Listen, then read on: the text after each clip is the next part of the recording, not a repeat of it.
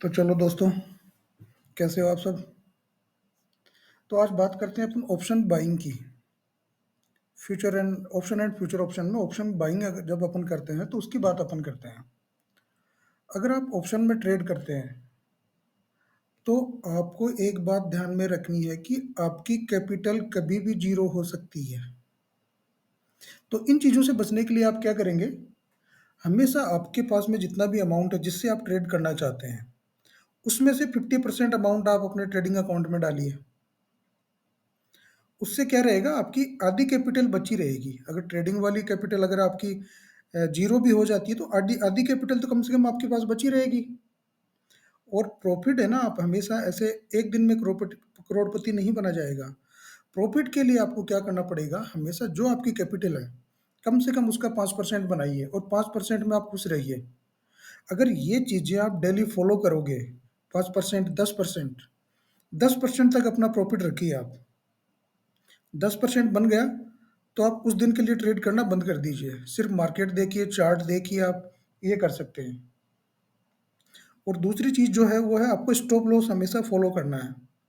जो भी आप ट्रेड ले रहे हैं उसमें स्टॉप लॉस आपको लगाना ही पड़ेगा।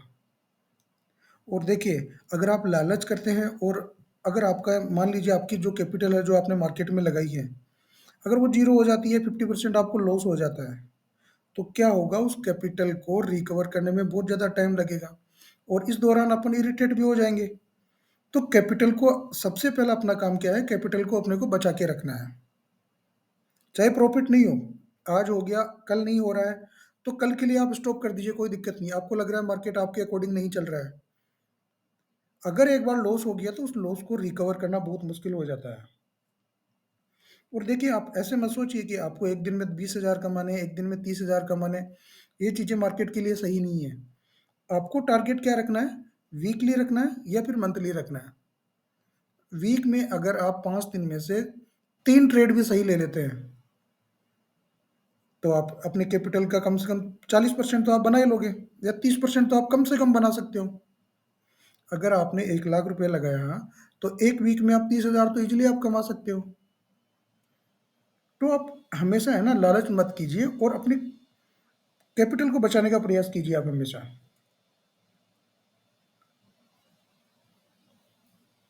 और दूसरी चीज़ ये है कि आपको माइंडसेट क्लियर रखना पड़ेगा।